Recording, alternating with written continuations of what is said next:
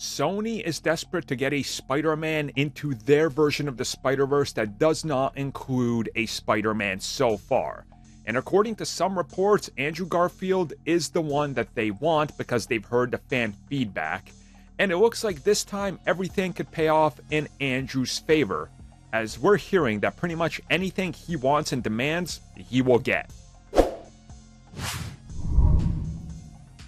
So most people know that Andrew Garfield left the Amazing Spider-Man franchise because of major disagreements with Sony in the direction of everything after Spider-Man 1, or The Amazing Spider-Man 1. And there was a giant plan that the world was going to expand, and they were trying to talk to Marvel Studios at the same time. We know all these details, but Sony was in a different place at the time. And we've seen Sony become way more humble and way more, wanting to work with actors and other studios and partners because they need it for survival. And things have certainly changed. Now, with Andrew Garfield getting so many headlines, so much fan feedback, so much fan love, there's quite clearly a contingent within Sony that's noticed all of this, and they realize that there is money to be made. And that's exactly what we've heard. Now, nobody official is saying anything, but through the grapevine, we're able to get a few details here or there, a little bit of interviews, a little bit of insight, some hints and teases, and of course, just sort of, I guess, what you can expect from studios without confirming anything.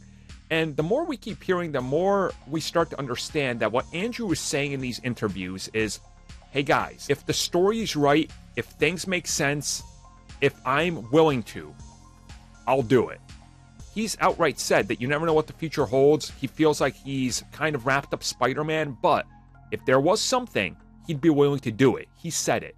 So I'm not really shocked to see reports that people are saying, oh yeah, that they're going to let him do whatever he wants. He can call the shots because, let's be real, that's what they need. That is the one thing they need. Andrew Garfield to be at the forefront, to be able to meet his demands if they want him back.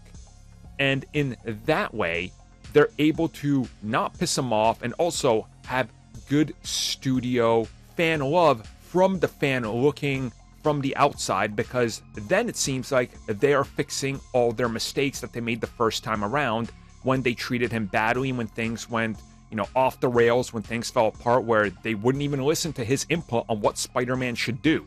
They would just outright be like, no, don't do that, do this. And he'd be like, but that's not what Spider-Man would do. And they'd just be like, no, just do this.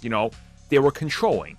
If he can get more control, maybe become an executive producer or something, and be more kind of willing to work with Sony and them take his input on the script and such, I believe it will happen.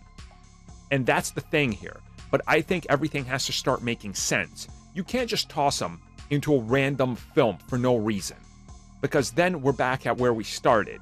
It feels forced, and people will not like it.